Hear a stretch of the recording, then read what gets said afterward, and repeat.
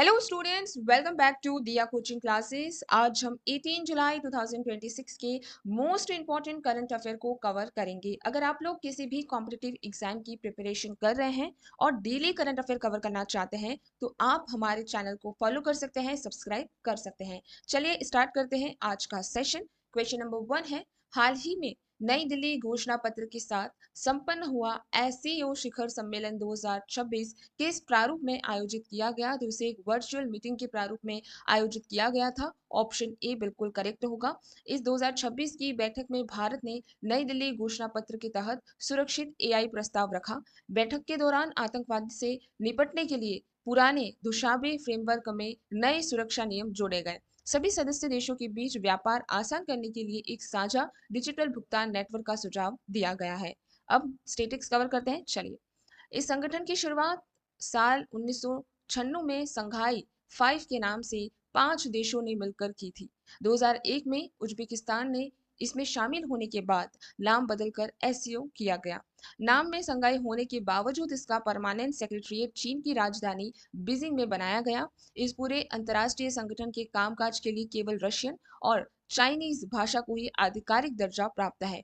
आतंकवाद विरोधी अभियानों को कोऑर्डिनेट करने के लिए इसका रेड्स विंग उज्बेकिस्तान के ताशकंद में स्थापित किया गया है। भारत और पाकिस्तान साल 2005 से इसके ऑब्जर्वर थे, जिन्हें 2017 में अस्ताना समिट में फुल मेंबर बनाया गया। वर्तमान में 2024 से 2026 के बीच ईरान और बेलारूस को इसका सबसे नए सदस्य के रूप में शामिल किया गया है। यह संगठन भौगोलिक रूप से इतना बड़ा है कि यह अकेले पूरी दुनिया के लगभग 40% पॉपुलेशन को कवर करता है। इसके सभी सदस्य देश हर साल मिलकर पेबी एंटी टेरर नाम से एक बड़ा संयुक्त सैन्य अभ्यास करते हैं। इस ग्रुप ने साल 2022 में अपनी पहली सांस्कृतिक और पर्यटन राजधानी कल्चरल कैपिटल भारत के वाराणसी शहर को घोषित किया था। नेक्स्ट क्वेश्चन है, उच्च न्यायालय ने किस अनुच्छेद के तहत स्वच्छ पर्यावरण के अधिकार को जीवन का अभिन्न अंग माना है? तो उच्च न्यायालय ने आर्टिकल 21 यानी अनुच्छेद 21 के तहत स्वच्छ पर्यावरण के अधिकार को जीवन का अभिन्न अंग माना है। कोर्ट ने आदेश दिया कि नागरिकों को प्रदूषण मुक्त पानी और हवा देश स्थानीय नगर निकाय की अनिवार्य जिम्मेदारी है। नदियों में बिना ट्रीटमेंट के कचरा बहाने वाले औद्योगिक इकाइयों पर भारी जुर्माना लगाने का निर्देश दिया गया। राज्य प्रदूषण नियंत्रण बोर्ड को हर महीने प्रमुख नदियों की वाटर क्वालिटी रिपोर्ट सीधे कोर्ट में सौंपी होगी। भारतीय संविधान के भाग 3 में शामिल आर्टिकल 21 नागरिक और गैर नागरिक दोनों जीवन का अधिकार देता है। 1978 के मेनका गांधी केस के बाद सुप्रीम कोर्ट ने इस आर्टिकल के दायरे को असीमित रूप से बढ़ा दिया था। मूल संविधान में पर्यावरण का जिक्र नहीं था। इसे पहली बार 1991 के Subhash Kumar versus state of Bihar case में मौलिक अधिकार माना गया। न्यायपालिका ने साल 2017 के एस पुट्टस्वामी जजमेंट के जरिए राइट टू प्राइवेसी को भी इसी अनुच्छेद का हिस्सा बनाया। साल 2018 के कॉमन कॉज केस में कोर्ट ने सम्मान से मरने के अधिकार के तहत पैसिव एस्थनेसिया को कानूनी मंजूरी दी। देश में नेशनल इमरजेंसी आर्टिकल 352 लगाने पर भी राष्ट्रपति इस अनुच्छेद 21 को कभी सस्पेंड नहीं कर सकते। पर्यावरण की रक्षा करने का यह मूल भाव नीति निर्देशक तत्व के आर्टिकल 48 ए के तहत राज्य का कर्तव्य भी बनाया गया है। संविधान के 42वें संशोधन द्वारा आर्टिकल 51 ए क्लॉज जी छोड़कर प्राकृतिक पर्यावरण की रक्षा करना हर नागरिक की फंडामेंटल ड्यूटी बनाया गया। पर्यावरण को नुकसान पहुंचाने वाली इंडस्ट्री पर हर्जाना लगाने के लिए कोर्ट पॉल्यूटर पेज प्रिंसिपल का इस्तेमाल करता है। अगर कोई फैक्ट्री आपकी इस अधिकार का उल्लंघन करती है तो आर्टिकल 226 के तहत सीधे हाईकोर्ट में रिट जारी कर सकते हैं। नेक्स्ट क्वेश्चन है, आरबीआई ने बढ़ते एनपीएस के कारण हाल ही में किस वित्तीय संस्था पर पीसीए फ्रेमवर्क लागू किया है? तो उन्होंने एक प्रमुख एनबीएफसी पर ये लागू किया है। ऑप्शन ए बिल्कुल करेक्ट होगा, अ मेजर एनबीएफसी। आरबीआई ने खुददार जमाकर्ताओं यानी रिटेल डिपॉजिटर की गाढ़ी कमाई को वित्तीय जोखिम से बचाने के लिए कार्रवाई की है। इस वित्तीय संस्थान पर अब नए लोन जारी करने और नई शाखा यानी ब्रांचेस खोलने पर पूरी तरह प्रतिबंध लगेगा। आरबीआई संस्था के बोर्ड को भंग करके इसके दैनिक कामकाज के लिए एक नया एडमिनिस्ट्रेटर नियुक्त कर सकता है। वित्तीय संकट को भांपने वाली इस पीसी यानी प्रमोट करेक्टिव एक्शन फ्रेमवर्क को भारत में साल 2002 में पहली बार तैयार किया गया था। आरबीआई ने इस फ्रेमवर्क को देश की बैंकिंग सुधार के लिए बनी नरसिम्हन कमेटी की सिफारिश पर लागू किया था। कोई भी लोन तब एनपीए बनाता है जब उसका मूलधन या ब्याज लगातार 90 दिनों तक बैंक के पास वापस न आए। आरबीआई किसी भी बैंक पर पीसीए तब लगाता है जब वह तीन पैमाने यानी सीआरएआर, नेट एनपीए और आरओए में से किसी एक में फेल हो। पहले यह नियम सिर्फ कमर्शियल बैंकों पर था, लेकिन साल 2021 में आरबीआई ने इसे बड़ी एनएफसीसी के लिए भी लागू कर दिया है। ये एनबीएफसी बैंकों की तरह काम करती है, लेकिन इसका रजिस्ट्रेशन बैंकिंग एक्ट के नहीं बल्कि कंपनीज एक्ट के तहत होता है। बैंक की तरह ये संस्थाएं कभी भी जनता के लिए डिमांड डिपॉजिट जैसे सेविंग्स या करंट अकाउंट नहीं खोल सकती। ग्राहक के लिए ये संस्थाएं कभी भी अपना काम का चेक बुक जारी नहीं कर सकती और न ही भुगतान प्रणाली का हिस्सा बनती है। बैंकों में जमा 5 लाख रुपए तक की राशि डीआईसीटी के इंश्योर्ड होती है, लेकिन एनबीएफसी में जमा होने पर पैसे पर कोई डिपॉजिट इंश्योरेंस नहीं मिलता है। रिजर्व बैंक का इन सभी वित्तीय संस्थाओं को विनियमित यानी रेगुलेट करने की शक्ति जो है वो बैंकिंग रेगुलेशन एक्ट 1949 के तहत सेक्शन 35A से मिलती है। नेक्स्ट क्वेश्चन है, ग्लेशियर पिघलने और मोरेन डैम विफलता के कारण किस नदी घाटी में भीषण बाढ़ का अलर्ट जारी किया गया है? तो अलकनंदा रिवर बेसिन में यह अलर्ट जारी किया गया है। ऑप्शन ए करेक्ट रहेगा। उत्तराखंड के ऊंचे पहाड़ों पर तापमान बढ़ने के कारण मलबे से बने एक प्राकृतिक हिम नद झील अचानक टूट गई। इस मलबे और पानी के तेज बहाव से अलकनंदा नदी का जल स्तर गोशीमठ के पास खतरे के निशान को पार कर गया है। राज्य आपदा प्रबंधन विभाग ने नदी के बहाव क्षेत्र में आने वाली सभी निचले गांवों को तुरंत खाली करा दिया है। पहाड़ों पर ग्लेशियर के पिघलने से बनी अस्थायी झील का अचानक टूट जाना ग्लेशियर लेक आउटबर्स्ट फ्लड कहलाता है। अलकनंदा नदी का उद्गम उत्तराखंड में बद्रीनाथ के ठीक ऊपर स्थित सतोपंथ और भागीरथी कारक ग्लेशियर से होता है। अपने मार्ग में आगे बढ़ते हुए अलकनंदा नदी सबसे पहले धौली गंगा से मिलती है, जिसे विष्णु प्रयाग कहा जाता है। इसके बाद नंदाकिनी इसी नंद प्रयाग में आकर मिलती है, तो उसे पंच प्रयाग में दूसरा प्रमुख मिलन बिंदु कहा जाता है। पिंडार ग्लेशियर से निकलने वाली पिंडर नदी अलकनंदा से आकर कर्णप्रयाग नामक स्थान पर जुड़ती है। केदारनाथ की पहाड़ियों से बहकर आने वाली मंदाकिनी नदी अलकनंदा से रुद्रप्रयाग में आकर संगम करती है। अंत में अलकनंदा और भागीरथी नदी का संगम देव प्रयाग होता है, जहां से इसे आधिकारिक तौर पर गंगा नाम मिलता है।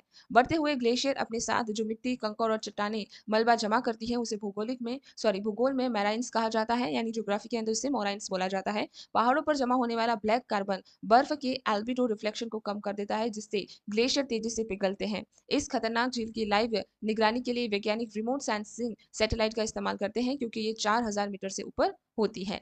नेक्स्ट क्वेश्चन है, भारतीय पुरातत्व सर्वेक्षण एएसआई को हाल ही में विद्य श्रेणी से किस काल के दुर्लभ शैल चित्र मिले हैं? तो विद्य श्रेणी से उन्हें चैल्कोलिथिक पीरियड के शैल चित्र मिले हैं। ऑप्शन ए ताम्रपाषाण काल, जिसे हिंदी में बोलते हैं। मध्य प्रदेश के विंध्य पर्वतीय क्षेत्रों में मिले इन प्राचीन शैल चित्रों के शिकार के दृश्यों को लाल और सफेद रंगों से दर्शाया गया है। रेडियो कार्बन डेटिंग के अनुसार ये शैल चित्र लगभग 3500 वर्ष पुराने हैं, जो ताम्रपाषाण युगीन बस्तियों के समकालीन हैं। इन कलाकृतियों से स्पष्ट प्रमाण मिलता है कि उस दौरान का मानव बड़े पैमाने पर पशुपालन यानी एनिमल हस्बेंड्री करना सीख चुका था।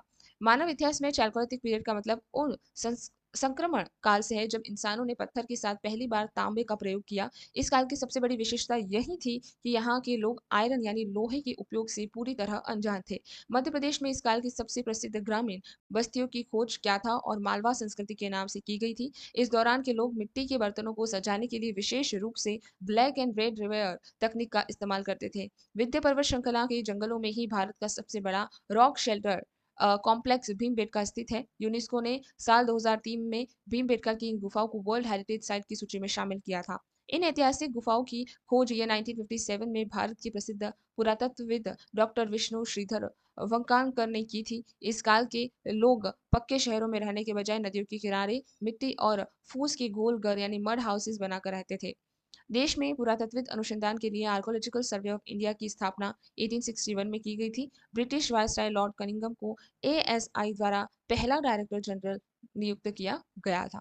नेक्स्ट क्वेश्चन है, बड़े बंदरगाहों में रियल टाइम प्रदर्शन और कार्गो हैंडलिंग को ट्रैक करने के लिए कौन सा डिजिटल डैशबोर्ड लॉन्च किया गया है? तो सागर मंथन 2.0 लॉन्च किया गया है। ऑप्शन ए करेक्ट रहेगा। जहाज रानी मंत्रालय का यह नया क्लाउड बेस्ड डैशबोर्ड बड़े जहाजों की टर्न अराउंड टाइम यानी पोर्ट पर रुकने की अवधि को कम करेगा। इस डिजिटल सिस्टम की मदद से देश के सभी प्रमुख बंदरगाहों पर आने वाली कार्गो की लाइव ट्रैकिंग एक ही डेटा सेंटर से होगी। यह तकनीकी वैश्विक समुद्री व्यापार से भारत की लॉजिस्टिक क्षमता को मजबूत करने के लिए बनाई गई है।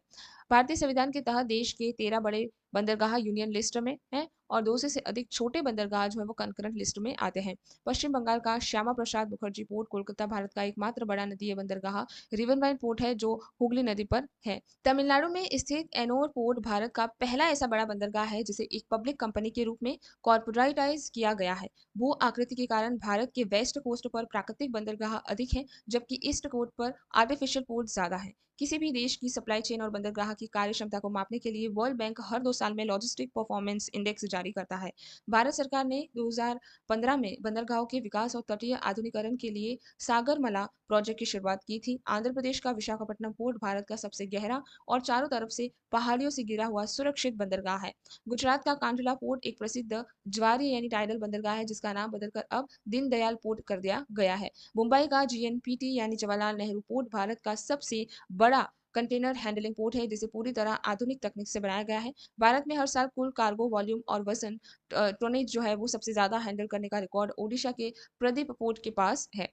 नेक्स्ट, आगामी कोप 16 सम्मेलन से पहले चर्चा में रहे कुनंगिम मॉरिट्रल ग्लोबल बायोडाइवर्सिटी फ्रेमवर्क का मुख्य लक्ष्य क्या है? तो इसका लक्ष्य है रीस्टोर 30% इकोसिस्टम, ऑप्शन ए 30% पारिस्थितिकी को बहाल करना। इस वैश्विक समझौते का प्राथमिक उद्देश्य साल 2030 तक दुनिया की 30% नष्ट हो चुकी भूमि और समुद्री परिस्थिति को पुनर्जीवित करना है। कॉप 16 की तैयारी बैठक में भारत ने अपनी नेशनल बायोडाइवर्सिटी स्ट्रैटेजी की नवीनतम प्रगति रिपोर्ट दुनिया के सामने रखी। पर्यावरणवादी ने चेतावनी दी है कि यदि यह फ्रेमवर्क समय पर लागू नहीं हुआ तो कहीं स्थानीय प्रजाति यानी एंडेमिक स्पीसीज विलुप्त हो जाएंगी।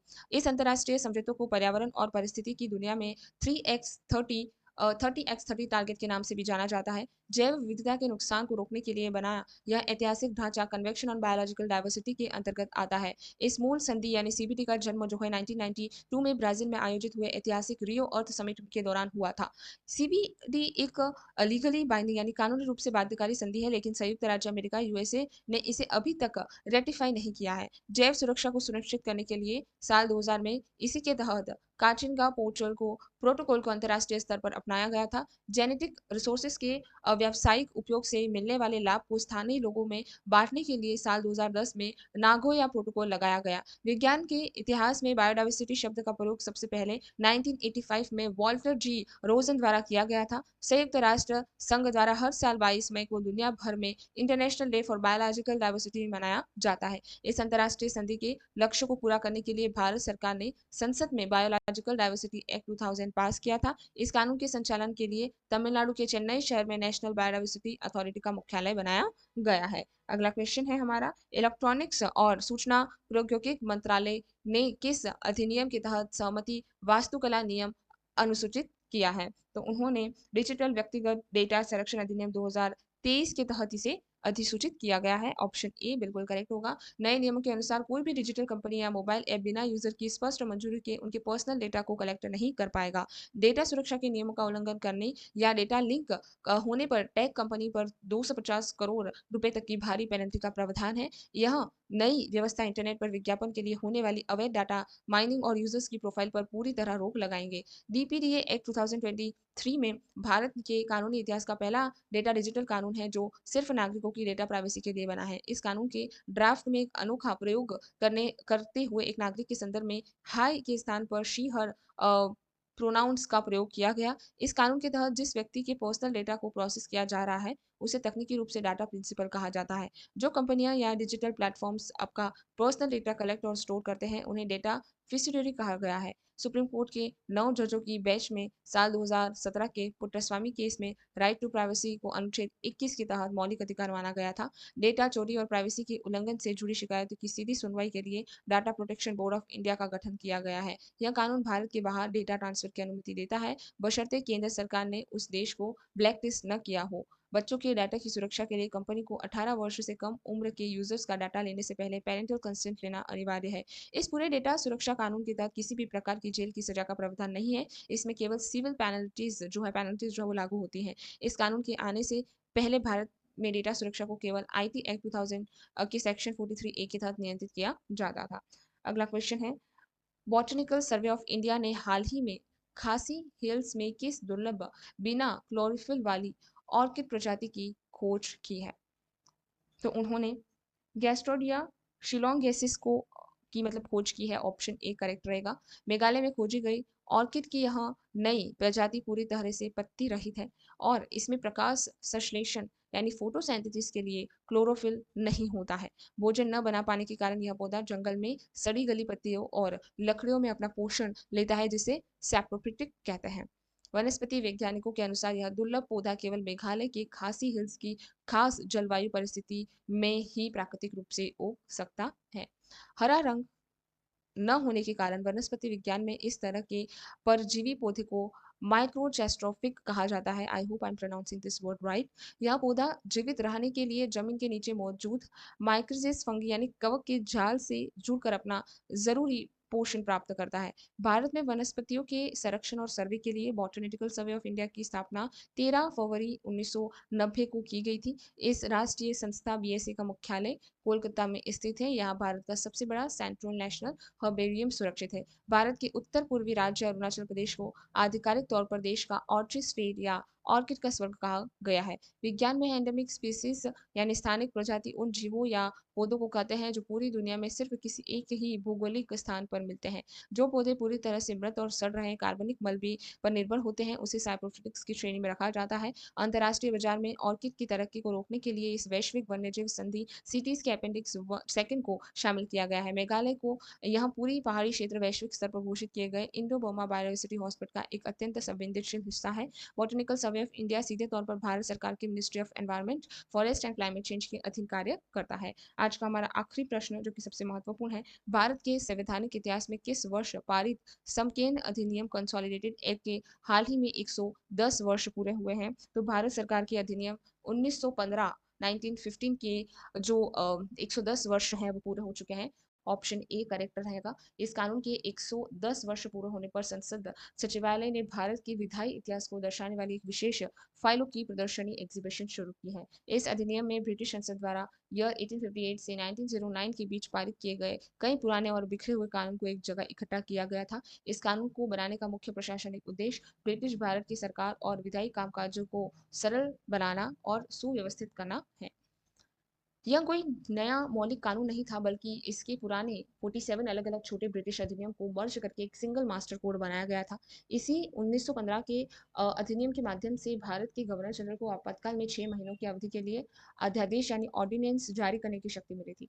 इस कानून ने भारत के गवर्नर जनरल की एग्जीक्यूटिव काउंसिल के सदस्य की योग्यता और उनके विभागों को दोबारा स्पष्ट किया था। ब्रिटिश भारत के अंतर्गत काम करने वाली सभी हाईकोर्ट की शक्ति और उनके न्यायिक अधिकारों क्षेत्रों को इसी कानून के समान पूरी किया गया। यह समीकरण जो है अधिनियम आगे चलकर साल 1919 के प्रसिद्ध मोंटेक चेम्सफोर्ड रिफॉर्म को तैयार करने का मुख्य आधार बन गया था। इसी ऐतिहासिक ब्रिटिश भारत का फर्स्ट कोडिफाइड लेजिस्लेटिव फ्रेमवर्क मानते हैं, जिससे पुराने कानून की आपसी विसंगति को खत्म किया। इस अधिनियम के लंदन कार्यगत secretary of state for India की काउंसिलिंग को भारत राजस्व के खर्चे पर वीटो की आंतरिक शक्ति दी।